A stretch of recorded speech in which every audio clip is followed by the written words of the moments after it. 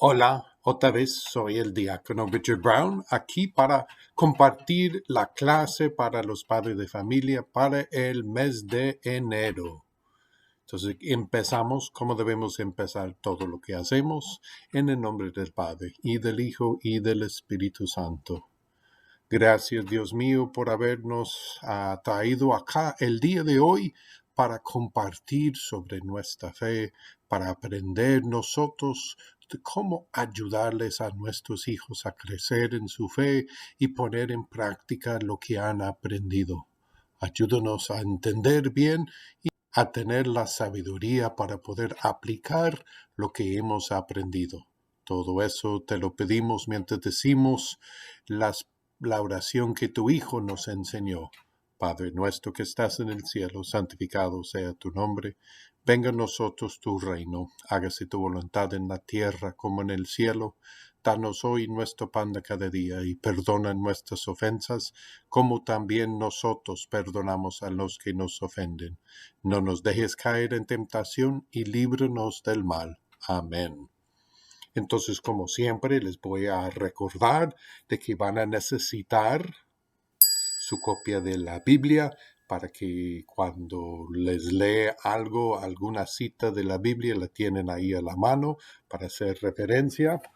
Y también van a necesitar la copia del catecismo, porque de vez en cuando cito algo que he sacado del catecismo. Entonces necesitan el catecismo y la Biblia a la vez, para que pongan en práctica lo que aprenden. Listo. Entonces hoy vamos a estar hablando sobre dos cosas. Sobre Jesús y la importancia que tiene para nuestras vidas, y sobre el bautismo, la forma que nos dio Jesús para iniciar el camino hacia Él y hacia la vida eterna. Entonces, hablando primero de Jesús, voy a empezar con una pregunta sencilla. Y la pregunta es esta: ¿por qué vino Jesús al mundo? Les estoy dando tiempo para que reflexionen ustedes primero. ¿Por qué vino Jesús al mundo? ¿Qué será? Pues en realidad lo que dice la iglesia, Dios envió a su propio Hijo por amor, porque nos quería, porque Él quiso que tuviéramos la oportunidad de estar con Él para toda la eternidad. Por eso Jesús vino al mundo, para salvarnos, para abrirnos el camino hacia el cielo, para que nosotros pudiéramos pasar la eternidad con Él. Hemos visto en los primeros meses de estas clases de que así es Dios. Dios extiende las manos, nos hace la invitación y espera una respuesta nuestra para poder llegar con Él. Y así va a ser este mes también. Va a haber una invitación de parte de Dios para acercarnos más a Él, para meternos más en su reino. Entonces, hablamos un poco. Hay unos términos, como cada mes, hay unos términos claves que son importantes para que lo repasen con sus hijos. La primera palabra clave hoy es amor.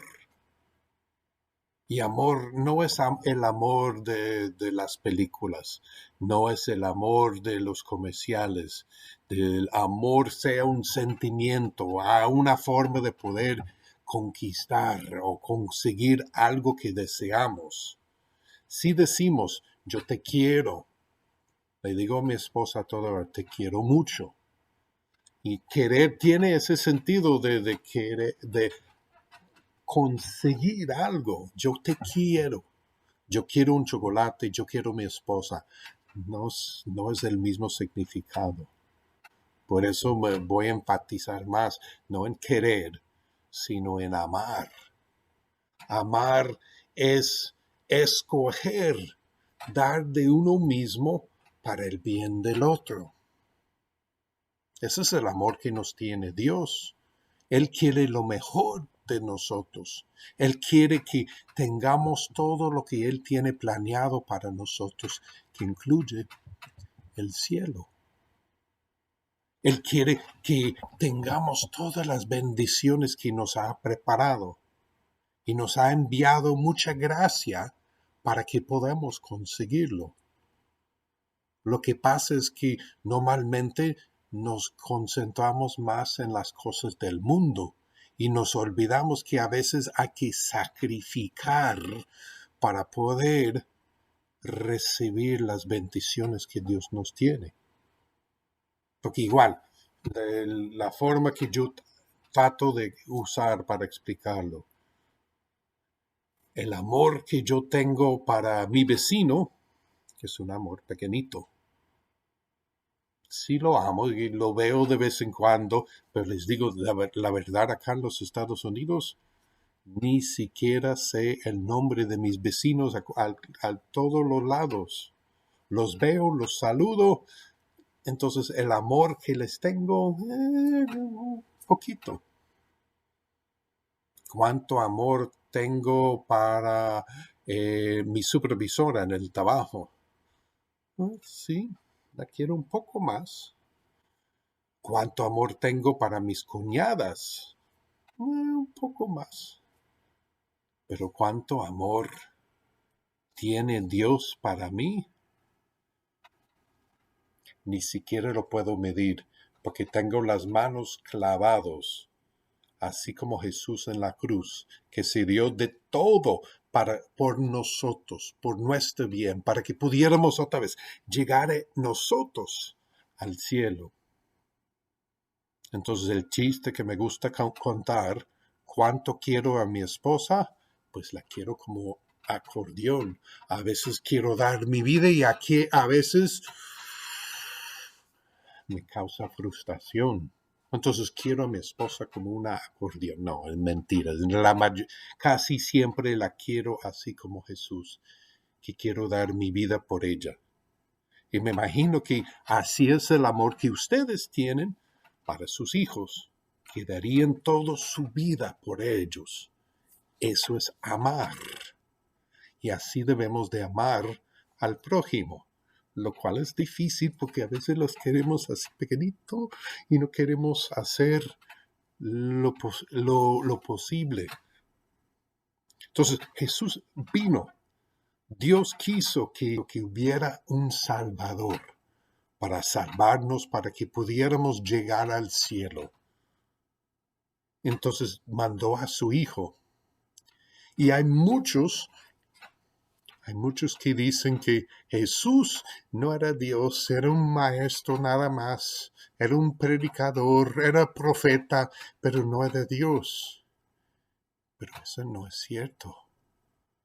Porque Jesús, cuando vino, hizo muchos milagros, muchas cosas que nos señalan de que en realidad era Dios. Dios es el único que tenía el poder de perdonar a los pecados. ¿Y qué hizo Jesús? Le dijo a muchos, sus pecados son perdonados. Hizo eso, muchos milagros para poder demostrar el poder que él tenía. Ahora, un milagro es algo, un evento, algo que ha pasado que no se puede explicar en términos naturales. Un milagro es así como curar a personas que no pueden caminar, que han estado sangrando por muchos años, que no ven, que no escuchan, son sordos, son mudos, y Dios, Jesús, pudo curarlos para que pudieran hablar, para que pudieran ver, para que pudieran escuchar. Hasta los leprosos, los más aislados de la comunidad que fueron mandados a vivir afuera, Jesús, siendo Dios, los pudo curar con una mirada, con un toque en los ojos, con saliva que metía en los oídos. Así pudo hacerlo. Entonces, a través de esos milagros, sabemos que Jesús no era solo un maestro, era maestro. No era solo un profeta, sí era profeta, pero era Dios mismo encarnado en la tierra, nacido de la Santísima Virgen María. Entonces la tercera palabra clave para este mes es verdad.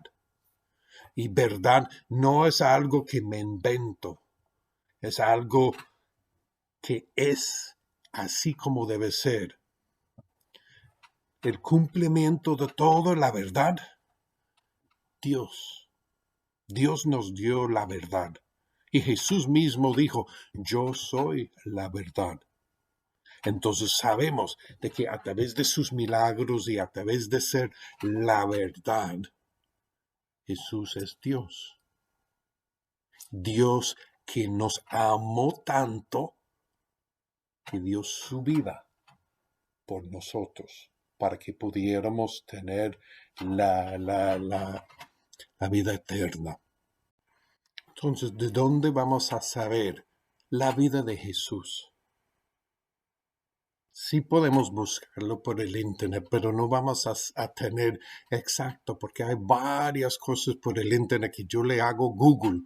Y sí digo que Google es mi amigo, que me tiene la información cuando no me lo sé. Pero si quiero conocer bien la vida de Jesús, tengo que ir corriendo a la Biblia, porque en el Nuevo Testamento nos narran los 4 evangelios que me narran la historia de Jesús, de su vida desde antes de nacer hasta ascender al cielo. Y luego continúa en el Nuevo Testamento narrándonos después los primeros años de la Iglesia Católica, la iglesia que fundó Jesús. Entonces tengo que saber bien cuáles son los 4 evangelios. Tengan la Biblia, léanla, conozcan bien para que cuando sus hijos vayan creciendo, tienen las respuestas que están incluidas en las Sagradas Escrituras. Eran 4 evangelios, escritos por 4 personas diferentes. Mateo, Marcos, Lucas y Juan. Entonces en mi mente siempre lo tengo San Mateo, San Marcos, San Lucas y San Juan.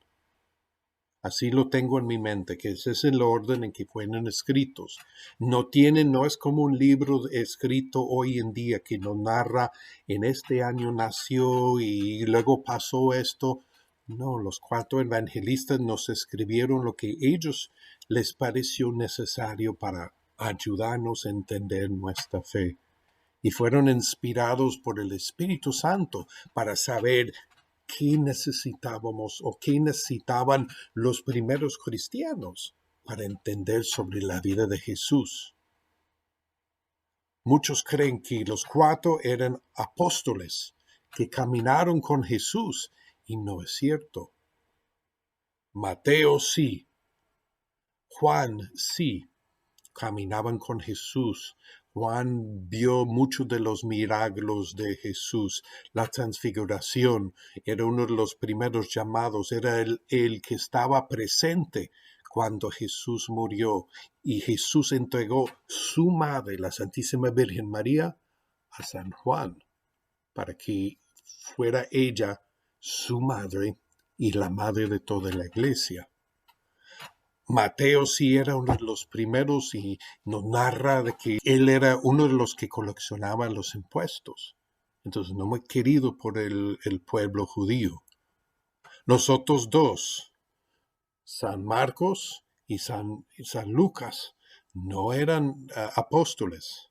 Marcos, según la historia de la Iglesia Católica, era el secretario de San Pedro. Entonces pudo estar a su pie aprendiendo de todo lo que sabía San Pedro de la vida de Jesús. San Pedro, nuestro primer papa, su secretario es el que escribió el Evangelio de San Marcos. Y el último, Lucas. Lucas era uno de los seguidores de San Pablo, pero según nos cuenta de que tuvo mucho tiempo, de que pudo entrevistar a la Santísima Virgen María y muchos otros que estuvieron presentes, San Juan, muchos otros de los apóstoles y los discípulos que siguieron después, para que supiera de su historia. Así, San Lucas nos narra las historias que conocemos bien sobre la anunciación, la presentación en el templo. Muchas de esas historias son narradas en el Evangelio de San Lucas. Igual, porque Lucas tuvo la oportunidad de entrevistar a la Santísima Virgen María y saber lo que había pasado en los primeros años de la vida de Jesús. Entonces, esos 4 evangelios nos tienen la base de lo que necesitamos para nuestra fe. La iglesia ha continuado creciendo a través de los años, después de los 4 evangelistas. Fue creciendo más y más a través del tiempo, pero el fin de todo lo que hace la iglesia no ha cambiado. El fin de todo lo que hace la iglesia, lo digo así, bostezo, porque muchos creen el fin de la iglesia es hacer dinero, de recaudar más dinero para que puedan continuar. Eso no es el fin. El dinero sí ayuda, pero el fin de la iglesia no es de recaudar más dinero. El fin de la iglesia no es llenar más bancas. El fin de la iglesia no es tener todos que han memorizado todas las oraciones. No es el fin de la iglesia. El fin de la iglesia no es tener los mejores predicadores. Y yo como diácono me toca predicar de vez en cuando, pero eso no es el fin de la iglesia. El fin de la iglesia no es tener la mejor música, el mejor equipo de sonido para que escuchemos bien las predicaciones y las mejores canciones. No. Nos dice bien claro el Catecismo de la Iglesia Católica en el párrafo 426. ¿Cuál es el fin de la iglesia? El fin de la iglesia es hacer discípulos para que podamos tener una relación con Jesús.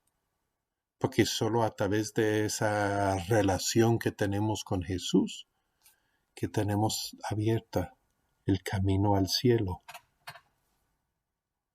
Entonces, el fin de todas estas clases es de ayudarles a ustedes, como padres de familia, para que les ayuden a sus hijos a tener esa relación.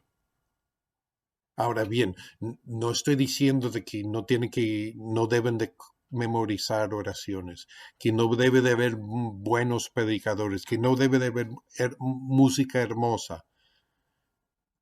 Todo eso ayuda, pero el fin es tener la relación con Jesús, que nos ayude a superar todo el sufrimiento que va a haber en estas vidas, que siempre va a haber sufrimiento.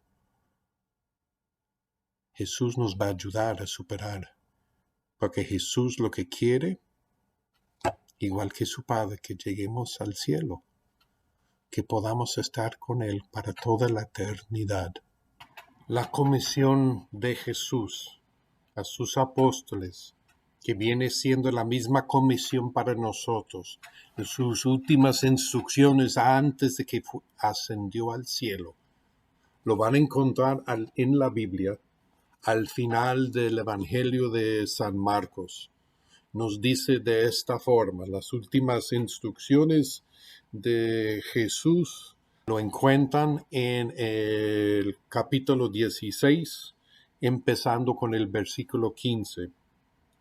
Y les dijo, vayan por todo el mundo, anuncien la buena nueva a toda la creación. El que crea y se bautice, se salvará. Lo que quería Jesús era de que se convirtieran discípulos al mundo, En otras partes, en otros de los evangelios, en el evangelio de San Mateo, lo dice, hagan discípulos hasta los confines de la tierra, bautizándoles en el nombre del Padre y del Hijo y del Espíritu Santo. El bautismo, esa es la clave para que podamos entrar al cielo. Es la iniciación importante que necesitamos. Es ese primer paso para entrar en el reino de Dios.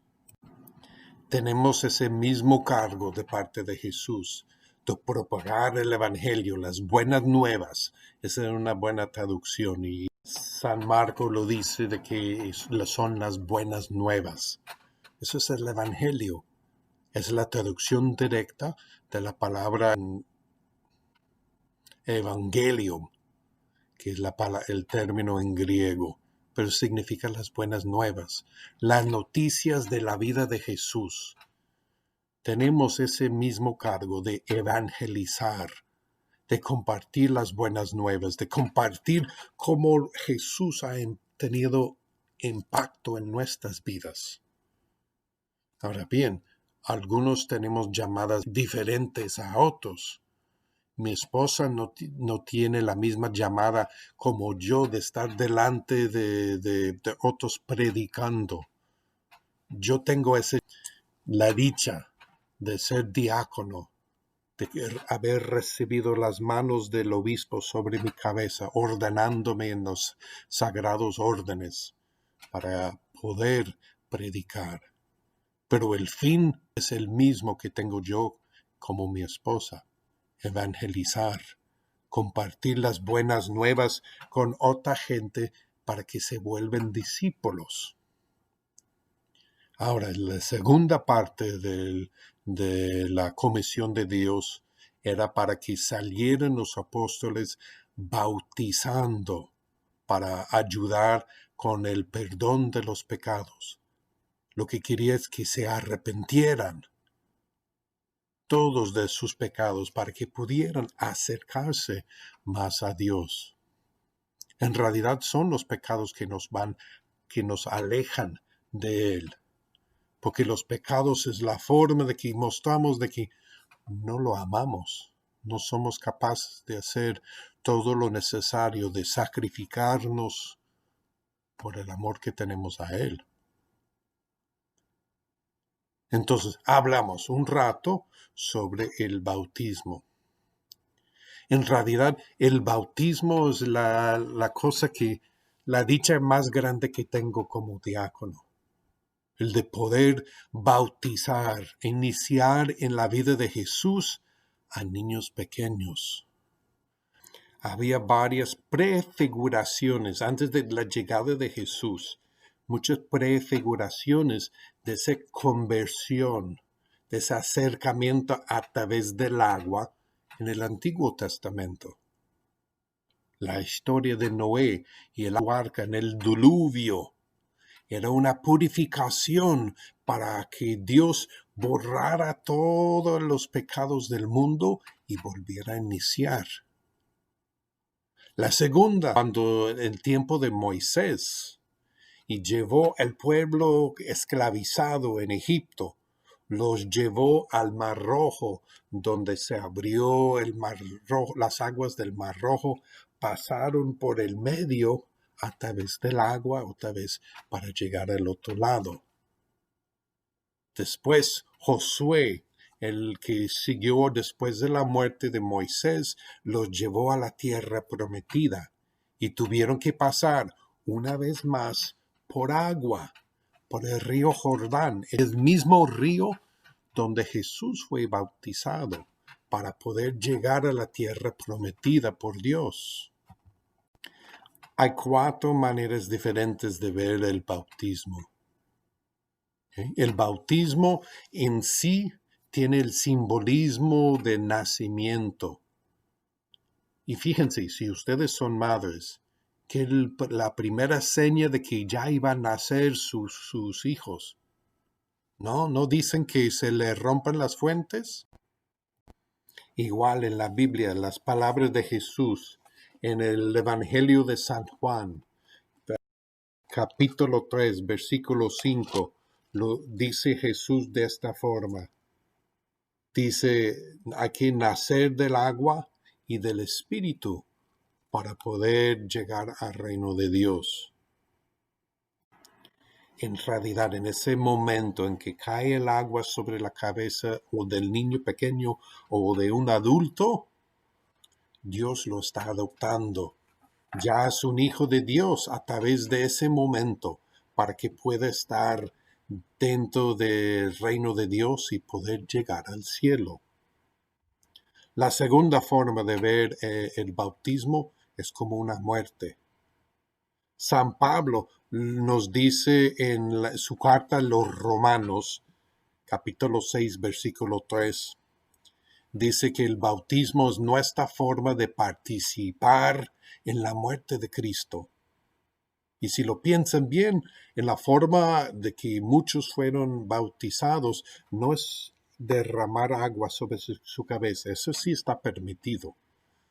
Pero de sumergirlos debajo del agua, así hacen muchas veces con los adultos cuando los están bautizando. La fuente que tuvimos antes en St. Joseph's, antes de COVID, los emergían completamente debajo del agua para que volvieran a salir. Otra vez el mismo simbolismo de la muerte de Jesús. Clavado en la cruz, murió y volvió a resucitar de nuevo. El bautismo tiene ese mismo simbolismo porque se mueren de sí mismo y vuelven a nacer como hijos de Dios. La tercera manera de ver el bautismo es como una purificación. Y es bien simple entender eso, porque ¿qué hacemos con el agua? El agua nos purifica, lo usamos para lavarnos las manos, para bañarnos, para limpiar todo el mugre. Usamos agua. Igual, el agua bendita que usamos para bautizar a los niños los purifica, les quita todos los pecados, incluyendo el pecado original. Ahora, todavía bautizados no quiere decir que están completamente limpios para toda la vida, porque todavía está esa atracción de seguir pecando. Las mismas tentaciones no se quitan, continúan por toda nuestra vida, pero están ahí. La cuarta manera de ver el bautismo es de verlo como vida nueva, porque el agua significa vida. Todas las civilizaciones se han fundado cerca de un cuerpo de agua, sea lago, río, riachuelo, océano, siempre tiene que haber agua, porque sin agua nos morimos. Entonces ese simbolismo del agua bendita del bautismo nos ayuda a volver a nacer como hijos de Dios.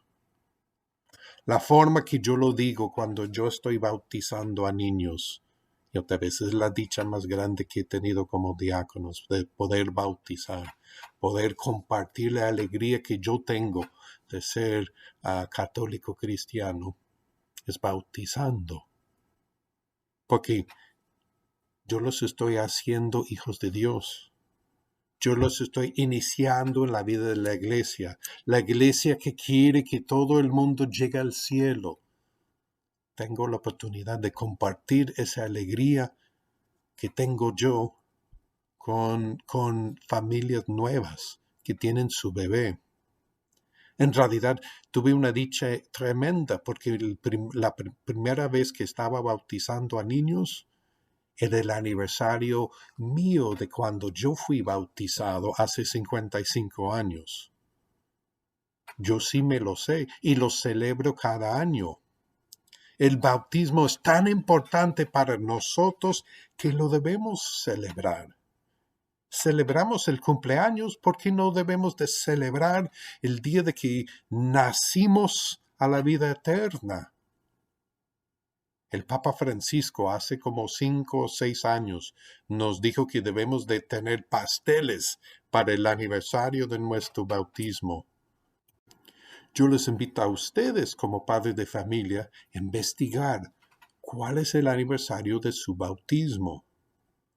Muchas de las actas que tenemos, yo lo encontré cuando miré el acta del matrimonio mío. Tenía la fecha de mi bautismo. También hubiera podido ir, yo sé dónde me bautizaron, en Lodi, que no está muy lejos. Puedo ir allá y preguntar y tienen el registro. Si no lo tienen acá, si fueron bautizados en México, busca la forma de llamar a la parroquia donde fueron bautizados para encontrar la fecha para poder celebrarlo. Mientras tanto, ustedes deben tener los actas de bautismo de sus hijos. Comienzan a celebrar el bautismo de sus hijos cada año, igual como celebran el cumpleaños. Los dos son fechas importantes. Entonces, para finalizar, voy a mostrarles esta imagen pintada en el siglo XVI por un fraile dominico que se llama Fra Angelico y muestra el bautismo de Jesús, lo cual lo vamos a celebrar el Día de los Reyes. Eso es lo que celebramos, el bautismo de Jesús. Y van a ver varias cosas dentro de la imagen. El bautismo de Jesús es una de las pocas cosas narradas en los 4 evangelios. Lo básico era la comparación. Los 4 cuentan de la historia del bautismo de Jesús y cuentan de la transfiguración. En los 2 se ve lo que se ve en esta imagen. En el centro sí se ve Jesús, se ve Juan el Bautista derramando el agua sobre la cabeza de Jesús, pero sobre su cabeza también se ve la paloma, que es la representación del Espíritu Santo bajando sobre su cabeza, y se ven las nubes arriba abriendo, que es la representación de Dios mismo. Y las palabras de Dios, que son las mismas palabras en la transfiguración de Jesús. Se escucha la voz de Dios diciendo, aquí está mi Hijo amado, el que yo he elegido. Otra vez el amor de Dios, diciendo de que su Hijo, a través del bautismo, es elegido. Igual, lo curioso, Jesús no tenía por qué bautizarse. No tenía pecados, era perfecto, era el Hijo de Dios, pero aceptó para mostrarnos el camino, para mostrarnos lo que teníamos que hacer nosotros para poder cumplir con los mandatos de Dios, para poder llegar al cielo. Entonces, resumen rapidito de lo que hablamos de esta semana. Jesús es Dios. Para finalizar el resumen de lo que hablamos hoy, para que lo vayan pensando y meditando, recuerden el primer punto es de que Jesús es Dios. Sabemos de que es Dios porque segundo, realizó muchos milagros durante su vida pública para poder demostrar que era Dios. Número 3, vino para invitarnos a nosotros al reino de Dios. Cuarto, amó Dios tanto de que ofreció su Hijo amado, para que el que creyera en él tuviera la vida eterna. El 5, el bautismo, nuestra forma de iniciar en la vida eterna, de entrar al cielo. El bautismo perdona el pecado original y nos convierte en hijos de Dios. Y por último, Jesús lo hizo posible para que pudiéramos entrar al cielo cuando murió por nuestros pecados y nos dio el ejemplo de poder seguirlo. Entonces les pido que hagan su tarea de encontrar el aniversario del bautismo suyo y de sus hijos, de poner en práctica, hablando de lo que aprendieron en esta clase de hoy y continúan amando a Dios y cumpliendo con lo que tienen que hacer. Entonces, que Dios esté con ustedes y que los bendiga siempre en el nombre del Padre y del Hijo y del Espíritu Santo. Amén. Nos vemos el próximo mes.